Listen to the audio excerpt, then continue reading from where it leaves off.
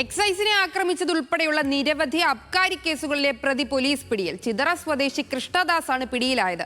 അനധികൃത ഇന്ത്യൻ നിർമ്മിത വിദേശ മദ്യം സ്കൂട്ടറിൽ കടത്തിക്കൊണ്ടുവരുന്നതിനിടെയാണ് പ്രതിയെ പിടികൂടിയത്.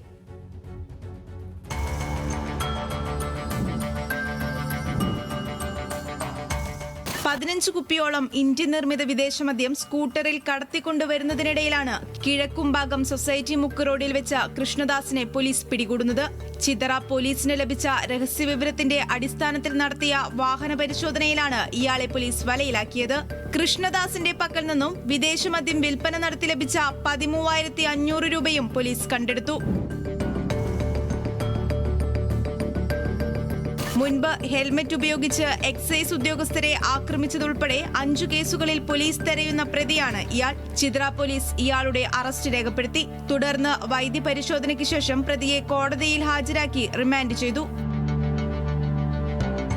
ന്യൂസ് മലയാളം, കൊല്ലം.